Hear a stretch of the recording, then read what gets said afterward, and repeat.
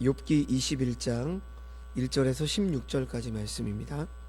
오늘 본문은 욥이 소발의 두 번째 발언에 대해서 응답한 내용입니다.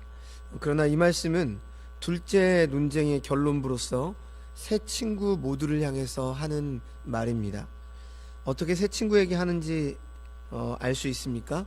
2절 말씀에 너희라고 하는 2인칭 복수, 이 말로 확인할 수가 있죠. 빌닷과 소발은 악인이 겪게 될 비참한 말로를 묘사하므로 욥이 자신의 죄를 회개하기를 바라고 있습니다. 하지만 욥은 인과응보의 논리가 이 세상에는 그대로 적용되지 않는 사례들을 지금 조목조목 거론하면서 두 친구가 말한 그 주장을 반박하고 있죠. 빌닷과 소발은 악인이 반드시 패망한다라고 했지만 현실 세상에는 정반대로 악인이 장수하고 번영하며 죽기까지 부귀영화를 누리는 경우가 허다하다라고 하는 것이죠. 욥은 이 세상이 상선벌악, 그러니까 선은 상 주고 악은 벌 주는 이러한 윤리적인 법칙을 따라 정확하게 움직여 나가는 곳이 아니라 뒤죽박죽 모순과 부조리로 가득 차 있음을 고발하며 하나님의 정의에 이의를 제기하고 있습니다. 자, 오늘 보면 2절 말씀을 보시면 너희는 내 말을 자세히 들으라, 이것이 너희의 위로가 될 것이니라, 이렇게 말하는데 이 번역이 좀 애매하죠. 그래서 다른 번역을 보면 이렇게 번역을 하고 있습니다. 너희가 내 말을 자세히 들어주는 것이 나의 위로가 될 것이다, 이런 의미죠. 그러니까 문맥으로 보면 이 번역이 훨씬 더 자연스럽습니다. 우선 나의 말을 자세히 듣고 나서 그 다음에 나를 조롱하려면 해라, 이런 말이죠. 그래서 오늘 1절과 1절의 3절의 본문을 표준 세번역 성경으로 보면 우리가 좀 이해하기가 쉬운데요, 제가 한번 읽어드리죠. 욥이 대답하였다. 너희는 내 말을 건성으로 듣지 말아라. 너희가 나를 위로할 생각이면 내가 하는 말에 귀를 기울여라. 그것이 내게는 유일한 위로이다. 내게도 말할 기회를 좀 줘라. 조롱하려면 내 말이 다 끝난 다음에나 해라. 이렇게 번역이 되어 있습니다. 자, 지금 욥의 말을 통해 우리는 때때로 고통당하고 있는 사람의 말을 들어주는 것만으로도 그 사람에게 큰 위로가 될 수 있다는 것을 오늘 말씀을 통해서 우리는 확인할 수 있는 거죠. 그리고 욥의 이 말을 곰곰이 우리가 생각해 보면 세상에는 그만큼 다른 사람의 말을 들어주는 사람이 별로 없다는 것을 말해주고 있습니다. 실제로 대부분의 사람들은 어떻게 하죠? 자신들의 말을 많이 하려고 하지 다른 사람의 말을 별로 들으려고 하지 않기 때문이죠. 특별히 어려움과 힘든 시기를 지나고 있는 사람에게 찾아가서 우리는 무언가를 자꾸 알려주려고 애를 씁니다. 근데 우리가 얼마나 알겠습니까? 그 사람의 인생에 대해서. 사실 심지어 가족조차, 내 자녀조차 온전히 알지 못하죠. 품 안의 자식이라고 다 커서 어떤 자신의 개인적인 사회의 생활을 하고 있는 그 자녀에게 우리가 무언가를 얼마나 많이 말할 수 있겠습니까? 물론 부모이고 그렇기 때문에 당연히 자식에게 할 말이 많죠. 그러나 자식이 당하고 있는 그 어려움과 고통을 아무리 부모라고 해서 온전히 알지는 못합니다. 우리가 이 말씀을 통해서 좀 생각해 볼 필요가 있습니다. 우리는 과연 어떤 위로자인가? 말로 뭔가 그 사람의 문제를 해결해 주기 위해서 힘쓰는 위로자인가? 아니면 그 사람의 말을 먼저 들어주기에 힘쓰는 위로자인가? 한번 생각해 볼 필요가 있다는 거죠. 지금 욥은 그런 거죠. 자기 말을 건성으로 듣지 말라는 거죠. 내가 지금 이렇게 말하고 있는 게 얼마나 큰 고통 속에서 말하고 있는지 너희들이 나를 좀 자세히 좀 봐라. 정말 위로할 생각이라면 좀 내 말에 귀를 기울여다오. 그것이 지금 내게 유일한 위로다. 세 명의 친구가 와서 돌아가면서 욥에게 똑같은 말로 지금 위로라고 한답시고 정죄를 하고 있으니까 욥은 괴로운 겁니다. 그래서 내게도 말할 기회를 좀 줘라. 조롱하려면 내 말을 좀 다 곰곰이 듣고 난 다음에 그 다음에 좀 해줘라. 이렇게 말하는 거죠. 자, 4절 말씀입니다. 나의 원망이 사람을 향하여 하는 것이냐? 내 마음이 어찌 조급하지 아니하겠느냐? 욥은 친구들에게 자신의 말을 들어달라고 청한 후에 자신의 원망이 그들에게 하는 것이 아니라고 말합니다. 욥은 이미 친구들과 논쟁하는 것이 자신에게나 또는 친구들에게도 의미 없는 것임을 알고 있습니다. 왜냐하면 논쟁에서 진다고 해도 또는 이긴다고 해도 그것으로 인해서 자신의 문제가 어떤 고통의 문제가 밝혀진다거나 해결되는 것은 아니라고 하는 것을 알았기 때문이죠. 욥은 자신의 문제가 인간적인 차원에서 해결될 수 있는 것이 아니고 하나님께서 은혜를 베푸실 때에만 해결될 수 있는 것임을 알고 있습니다. 그러므로 욥의 원망이 친구들이나 또는 사람들에게 할 필요가 없었던 것이죠. 그가 이처럼 조급함을 가지고 말하고자 했던 것은 자신에게 이러한 고통을 허용하신 하나님의 뜻이 무엇인지 알기 위해서입니다. 그래서 5절과 6절 말씀을 보시면 너희가 나를 보면 놀라리라 손으로 입을 가리리라 내가 기억하기만 하여도 불안하고 두려움이 내 몸을 잡는구나. 욥은 친구들에게 고통으로 힘들어하고 있는 자신을 보라고 말합니다. 만일 그들이 진정으로 욥의 고통을 볼 수만 있었다면 그토록 처참한 고통을 받고 있는 친구에게 심한 말로 정죄할 수는 없었을 것이고 오히려 너무 놀라서 입을 다물었을 것이라는 그런 말을 지금 하고 있는 것입니다. 욥의 이 말은 정죄하는 마음을 가지고 이웃을 볼 때 우리는 그들의 진정한 모습을 볼 수 없다는 것을 말해주고 있는 거죠. 저 사람이 당한 것이 과연 무엇 때문인가라고 생각을 하면서 어떤 죄의 꼬투리를 잡고 평소에 그 사람의 어떤 행실을, 물론 행실을 봤을 때 그런 일들이 일어날 수도 있죠. 하지만 우리가 판단자는 아니지 않습니까? 우리는 이 땅에 주의 말씀으로 위로를 하는 위로자로 사명을 받았지 우리가 정죄하고 판단할 입장에 있는 자들은 아닙니다. 근데 우리는 어느 순간 그런 자들이 되죠. 나이가 많아지면서 나이가 많아지면 당연히 어떤 많이 아는 것도 사실이긴 하고 인생의 경험을 많이 했기 때문에 사실 귀한 조언자죠. 하지만 요즘 젊은이들이 말하는 것처럼 꼰대가 될 수 있는 거죠. 네. 얼마나 안다고 그러지 않겠습니까? 곰곰이 우리가 생각을 해봐야 되는 것입니다. 욥은 자신의 문제가 그래서 하나님의 뜻 가운데 하나님께서 은혜를 베푸셔야만 해결될 수 있는 것임을 알고 빨리 그것을 알고 싶은 거죠. 그래서 계속해서 7절 말씀을 보시면 욥은 세상을 조금만 관심 있게 살펴보아도 악인이 형통함을 알 수 있을 것이다. 이렇게 말을 합니다. 어찌하여 악인이 생존하고 장수하며 세력이 강하냐. 욥은 친구들의 논리대로라면 악인의 형통함은 어떻게 설명할 수 있겠냐고 질문을 합니다. 어째서 악인이 형통할 수 있는가? 라는 질문은 사실 오래전부터 있어온 질문이죠.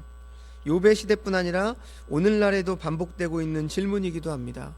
그래서 믿지 않는 자들이 많이 얘기를 하죠. 네가 믿는 하나님이 그렇게 살아계시다면 어떻게 이런 일들이 이 땅에서 일어날 수 있느냐. 전쟁이 일어날 수 있고 지금 왜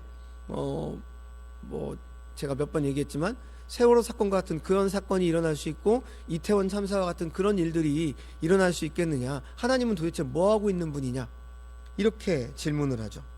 하나님께서 살아계시다면 보다 정확히 말해서 하나님께서 모든 사람의 심령들을 속속들이 알고 계신다라고 한다면 어떻게 하나님께서는 이 세상을 그렇게 내버려 두실 수가 있고 악인이 득세하고 악인은 심판하지 않고 왜 내버려 두는가 라고 하는 질문입니다. 이것을 이제 신정론이라고도 하죠. 신학적으로.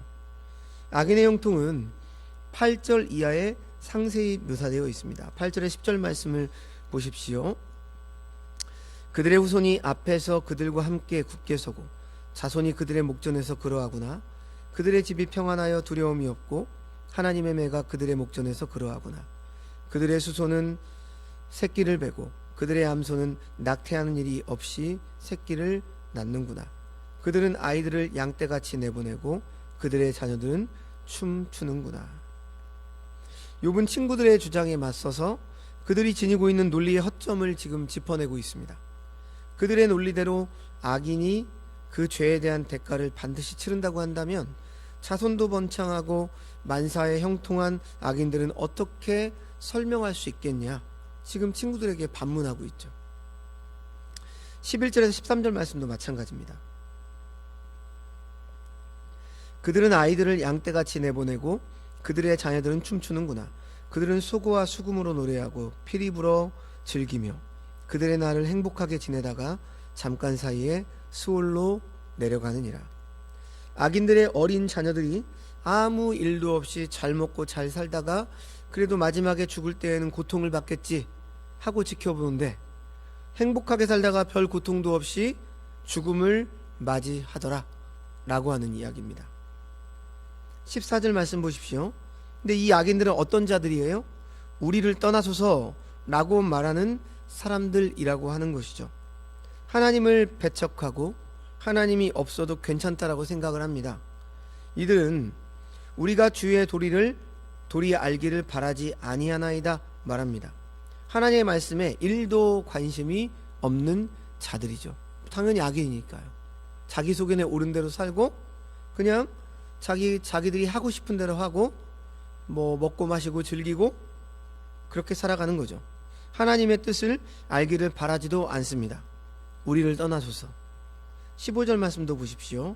전능자가 누구이게 우리가 섬기며 우리가 그에게 기도한들 무슨 소용이 있으랴 하는구나.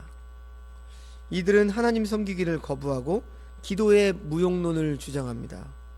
하나님께 기도한들 자신에게 어떤 이익이 있는가 이렇게 말하는 사람들이죠.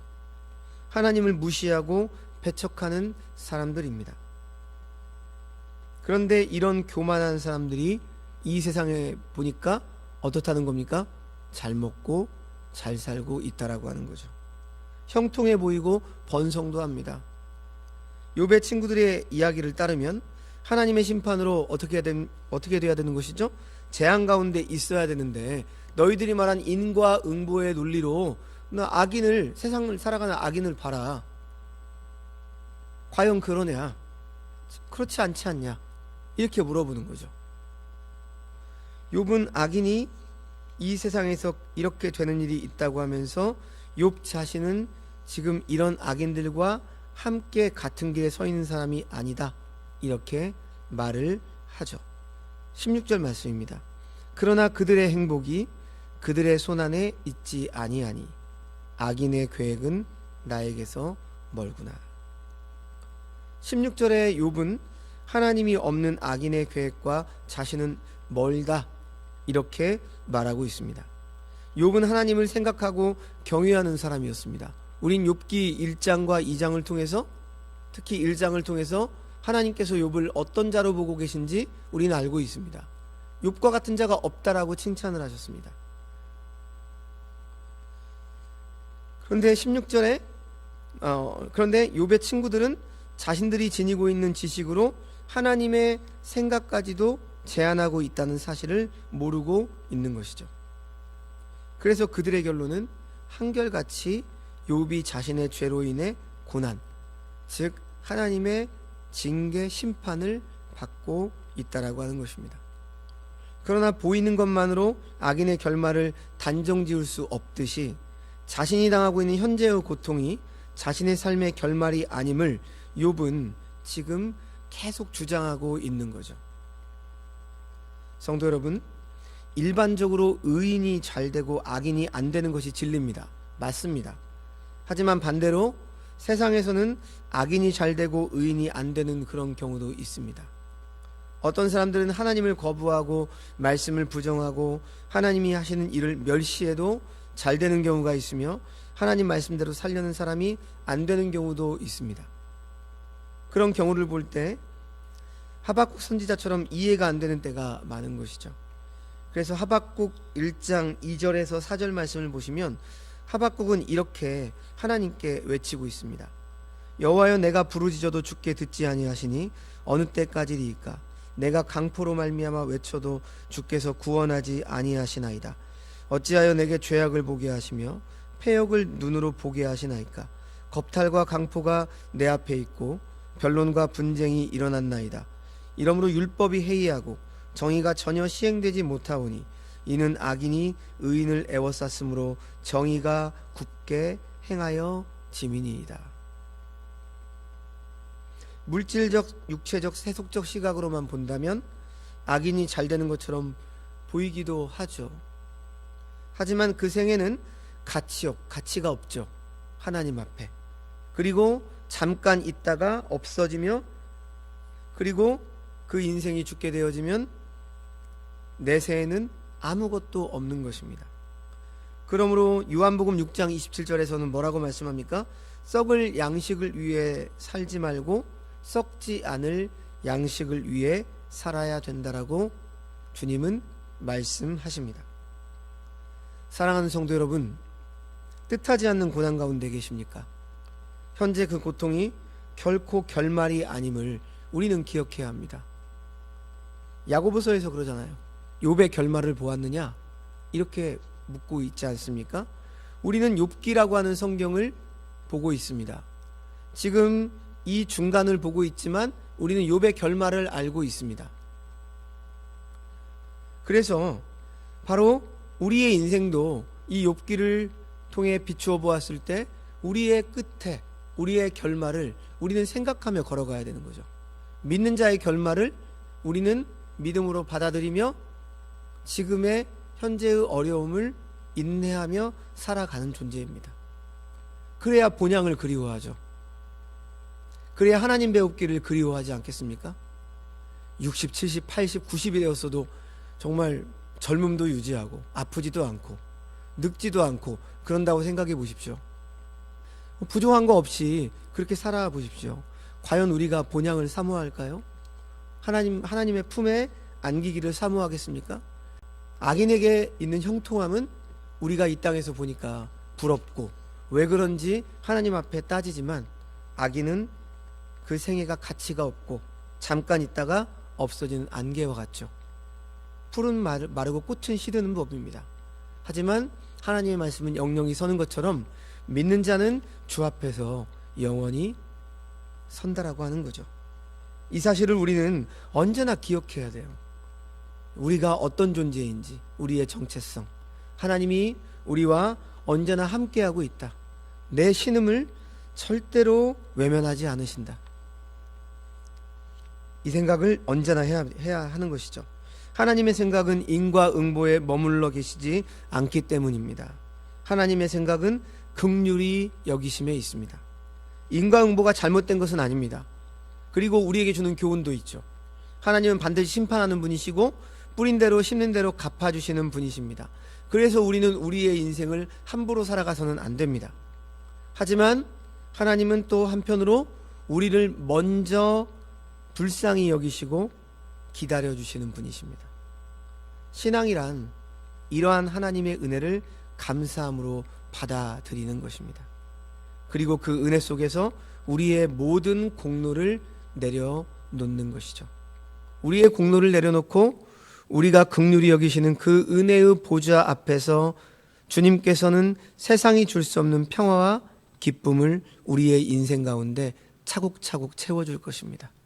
비록 우리가 원하는, 우리가 뜻하는, 우리가 얻고자 하는 어떤 인생의 어떤 복과 그런 누림은 별로 없고 적었을지라도 말이죠.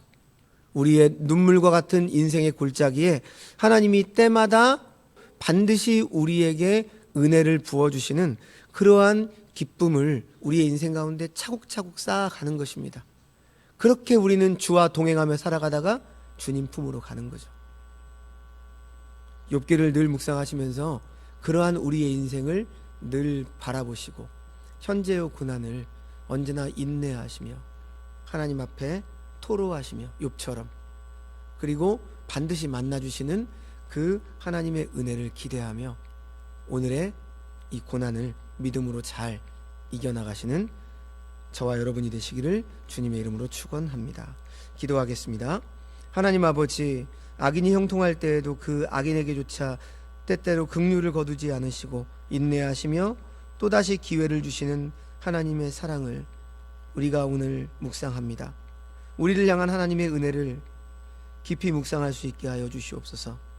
주님의 은혜를 늘 사모하는 마음을 우리에게 부어주셔서 날마다 성령 하나님과 겸손히 동행하는 삶을 살아가게 하여 주옵소서.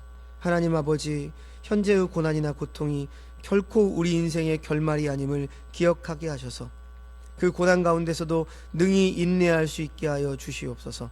나아가 우리도 또한 우리를 사랑하시는 하나님 아버지의 마음을 따라 고난당하는 우리의 지체들을 긍휼히 여길 수 있게 하여 주시옵소서. 함께 울어주고 그들의 말을 들어주는 위로자로 이 땅 가운데 살아갈 수 있도록 하나님 함께하여 주시옵소서. 모든 말씀 예수님의 이름으로 기도합니다. 아멘.